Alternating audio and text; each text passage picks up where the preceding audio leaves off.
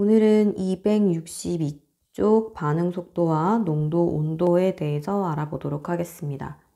반응 속도에 영향을 주는 요인은 여러 가지가 있지만 우리는 그 중에서 농도, 온도, 그리고 촉매에 대해서 살펴보도록 할 건데요. 오늘은 농도와 온도에 대해서 보도록 하겠습니다. 첫 번째 요인, 농도입니다. 농도하고 그리고 반응 속도가 어떻게 관련이 있는지를 단계별로 살펴볼 거예요. 먼저 반응물의 농도가 증가를 한다라는 거는 결국에는 그 단위 공간 속에, 그러니까 단위 부피 속에 존재하는 입자수가 증가한다는 뜻이죠. 농도가 증가한다라는 건 그걸 말합니다. 그러면 당연히 한 공간 안에 들어있는 입자의 수가 많아지니까 충돌하는 횟수가 늘어날 수밖에 없겠죠. 충돌하는 횟수가 늘어나면 어떻게 되겠어요? 그럼 반응 속도가 빨라질 수밖에 없겠죠. 이런 식으로 설명을 할 수가 있겠습니다. 그래서 농도와 반응 속도에 대해서 정리를 하자면 먼저 농도가 증가를 합니다. 그러면 단위 부피당 입자수가 증가를 한다는 뜻이겠죠. 그래서 입자 사이의 충돌수가 증가를 하면서 반응 속도가 빨라진다라고 얘기를 할 수가 있겠습니다. 그래서요, 여기에 보시면은 지금 묽은 염산에 농도가 달라요. 가랑 나 중에서 지금 보니까 어느 쪽이 훨씬 더 격렬하게 반응을 하고 있나요? 나 쪽이 훨씬 더 격렬하죠. 지금 막 이 마그네슘이 보이지 않을 정도예요. 그렇기 때문에 나 쪽이 훨씬 더 농도가 높고 그리고 반응 속도도 훨씬 더 빠르다라는 걸 확인할 수 있는 그런 실험입니다. 이쪽도 마찬가지예요. 여기도 지금 공기 중에서 반응을 하는 거고요. 산소만 들어있는 집기병입니다. 농도는 당연히 산소만 들어있는 쪽이 훨씬 더 산소의 농도가 더 진하겠죠. 그러니까 오른쪽이 훨씬 더 격렬하게 반응을 하고 있는 게 보이실 겁니다. 그래서 농도에 따른 반응 속도를 확인할 수 있는 사진들 잠깐 살펴봤습니다. 그러면 기체 압력하고 반응 속도는 어떤 관련이 있느냐? 기체의 반응에서요, 압력을 높이게 되면 그러면은 부피가 줄어들게 되겠죠. 외부의 압력을 높여주는 거예요. 그래서 외부 압력을 높여주면 부피가 줄어들게 됩니다. 그렇게 되면 단위 부피당 그 안에 있는 입자의 개수는 똑같은데 부피가 줄어들었대요. 그러면 단위 부피당 입자의 수는 어떻게 되겠어요? 당연히 증가를 하겠죠. 그러면서 입자 사이의 충돌수가 증가를 하면서 아까와 동일하게 반응 속도가 빨라지게 됩니다. 그래서 아까 그 위에 있는 화면이랑 비교를 해보자면 압력이 증가했다라는 것은 부피가 감소하면서 결국에는 단위 부피당 입자수가 증가를 하게 되겠죠. 그러면 농도가 증가를 하게 되는 거랑 같은 결과를 얻을 수가 있게 됩니다. 그래서 그 이후로는 똑같아요. 입자 사이의 충돌수가 증가를 하고 반응 속도 역시 빨라지게 되는 거죠. 그래서 이런 식으로 이런 과정을 통해서 반응 속도가 빨라진다라는 걸 이해를 하시면 되겠습니다. 사실 되게 간단하죠. 농도가 진해지면 당연히 속도가 빨라진다라는 거를 단계별로 설명하고 있는 겁니다. 그러면 이번에는 표면적하고 반응 속도의 관계를 한번 보도록 하겠습니다. 사실 여러분 이것도 우리 예전에 다 배웠던 내용이에요. 표면적과 반응 속도 어떻게 된다. 우리가 고체 덩어리를 이렇게 쪼개가지고 가루로 만들면 훨씬 더 반응을 빨리 한다라는 거 알고 있잖아요. 그거를 그대로 또 확인을 해보면 걔도 단계별로 볼 거예요. 여기 보시면 고체가 반응할 때만 해당이 됩니다. 고체가 반응할 때는요. 사실은 입자들 사이의 충돌은 고체의 표면에서만 일어나고 있어요. 안쪽에 있는 애하고 반응할 방법이 없죠. 그래서 아래 그림처럼 이렇게 표면에서만 반응을 할 수가 있어요. 내부의 입자는 반응을 하지 못합니다. 그래서 표면적을 크게 해주게 되면 당연히 부딪히는 아이들도 많아지기 때문에 당연히 반응 속도가 빨라질 수밖에 없는 거죠. 단계를 좀 살펴보자면 표면적을 증가를 시키면 접촉 면적, 즉 반응할 수 있는 면적이 증가를 하게 됩니다. 그러면서 입자 사이의 충돌수가 증가를 하게 되고 반응 속도가 빨라지는 결과를 얻을 수 있게 됩니다. 표면적을 한번 계산해 보도록 할게요.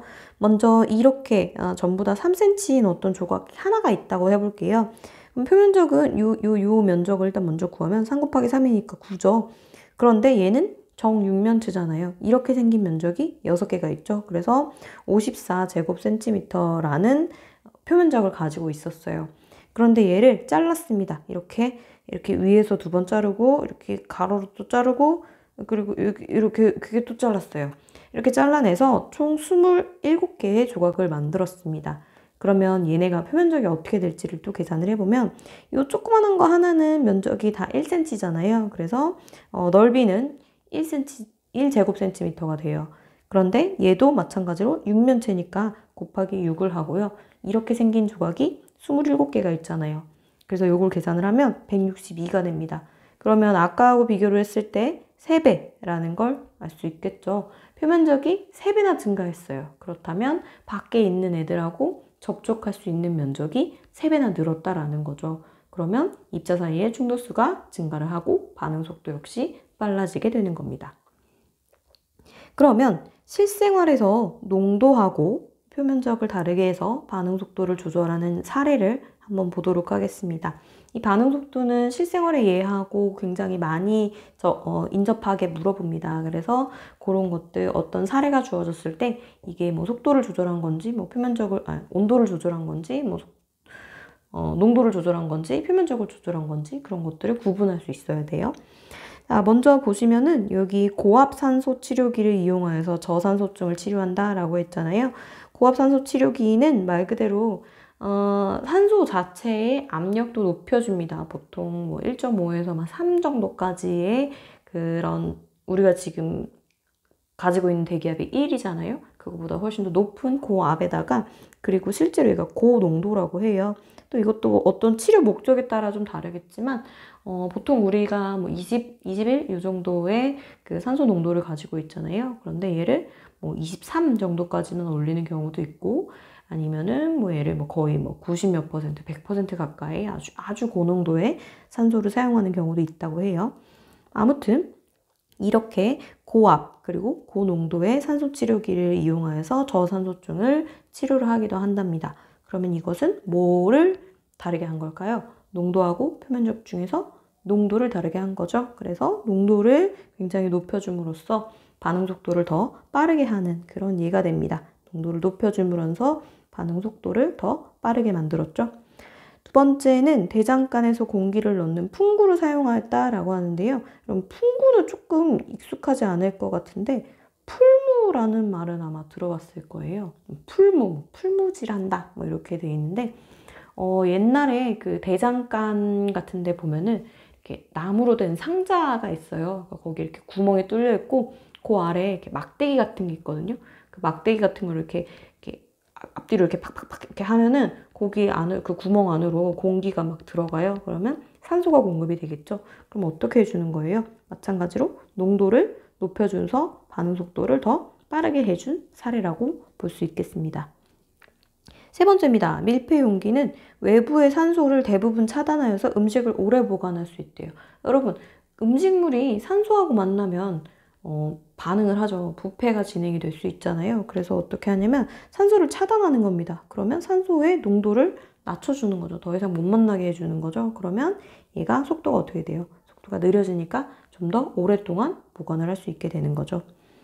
다음은 표면적입니다. 수치나 장작을 작은 조각으로 쪼갠대요. 얘 고체 맞죠? 작은 조각으로 쪼개서 태우면 더 빠르게 연소할 거예요. 그래서 표면적을 높여줌으로써 속도를 더 빠르게 해주는 예이고요. 알약보다 가루로 된 약을 먹을 때 더 빠르게 흡수된다. 얘도 마찬가지로 표면적을 늘려서 속도를 높여주는 그런 사례가 됩니다. 탐구 자료창 보도록 할게요. 농도에 따른 반응 속도 측정인데요. 여기 보시면 처음에 얘가 처음에는 여기 아요딘산 칼륨의 부피가 0.5에서 점점 2.5까지 점점 부피가 커지고 있어요. 그런데 증류수를 섞습니다. 증류수를 섞는 이유는요. 전체 부피를 2.5로 맞춰주기 위해서 그래요.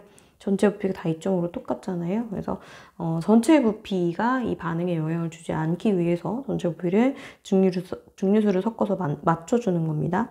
그러면 당연히 농도가 점점 진해지겠죠. 그랬더니 용액의 색깔이 변할 때까지 걸린 시간이 점점 어떻게 되고 있어요? 처음에 11초 걸렸는데요. 마지막에는 1.8초밖에 안 걸렸어요. 얘는 속도가 더 빠른 거죠. 우리 앞에서 반응 속도 정의할 때요. 이렇게 앙금 생성이 되거나 아니면은 뭔가 색깔이 변하는 것들에 어떻게 정의했냐면요. 반응 색깔이 변할 때까지 걸린 시간 분의 1이라고 했어요. 시간이 오래 걸린 건 그만큼 속도가 느리다는 거잖아요. 시간이 짧게 걸렸다는 건 그만큼 속도가 빠르다는 거니까요. 이렇게 역수를 취해주면 되겠죠. 그래서 농도가 진하면 반응 속도가 빠르다라는 걸 확인할 수 있는 실험입니다. 한 장 넘겨보도록 하겠습니다. 264쪽에 보면 반응 속도와 온도인데요.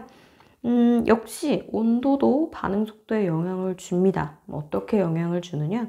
온도가 높아지면 당연히 반응 속도가 빨라지죠. 그런데 그 사이에 어떤 과정이 있는지를 또 단계별로 살펴보는 거예요. 일단 우리는 온도가 높아지면 분자들이 가진 운동 에너지가 증가한다는 걸 알아요. 그래서 온도가 높아지면 분자들이 가진 운동 에너지가 증가한다는 걸 압니다. 그러면 전체적으로 늘어나면서 얘들이 가진 평균 운동 에너지 역시 증가를 하게 되겠죠. 그러면 우리 앞에서 배웠던 활성화 에너지하고의 관계를 찾아낼 수가 있어요. 여러분, 근데 온도가 높아지면 얘들이 더 열심히 움직이니까 충돌수가 늘어난다 라고 얘기를 하면 사실 맞는 말이긴 해요. 충돌수가 더 늘어나는 것도 맞아요.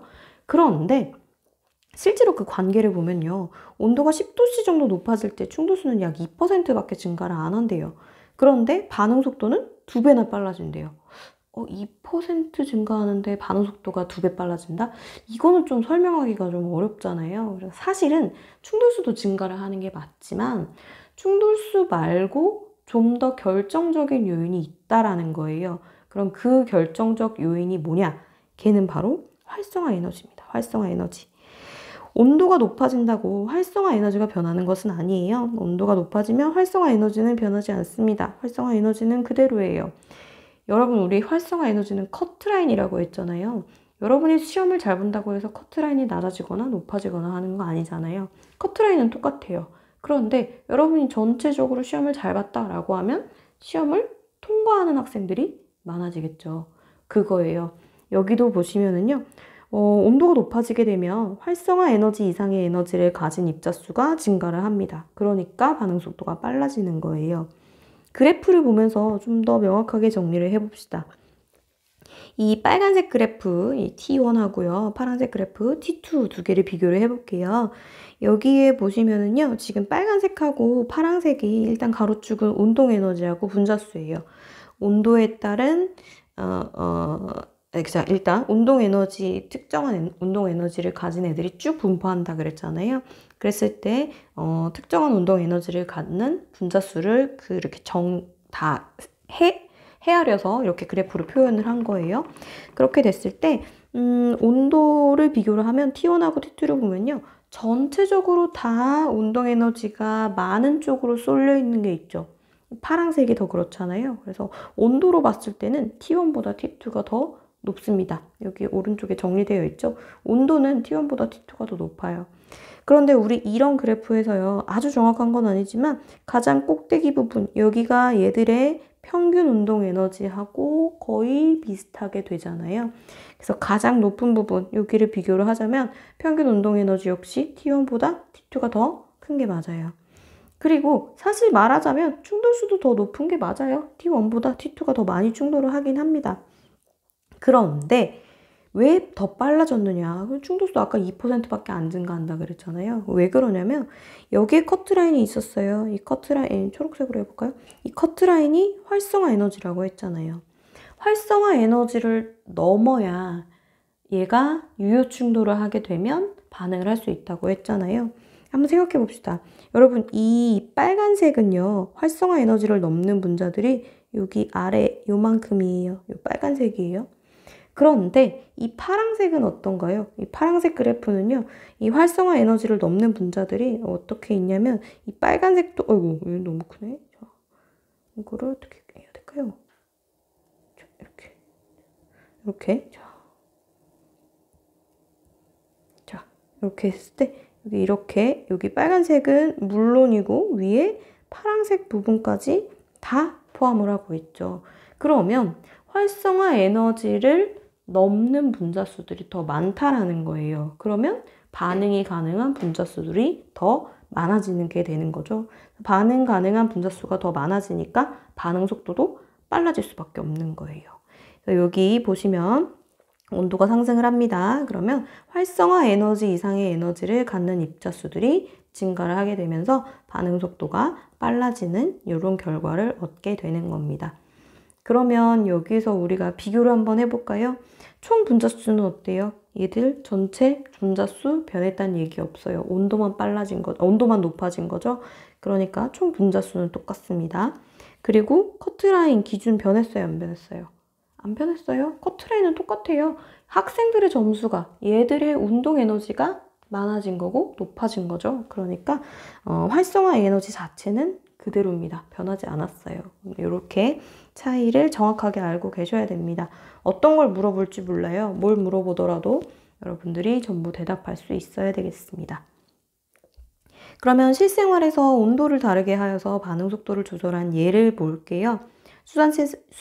수산시장에서 생선이 상하지 않도록 생선을 얼음과 함께 보관한대요. 그럼 얼음하고 보관한다는 건 온도를 낮추겠다는 거죠. 그럼 속도 어떻게 되겠어요? 속도가 느려지겠죠. 그러면 얘는 냉장고 음식을 보관하는 거랑 같은 원리일 거고요.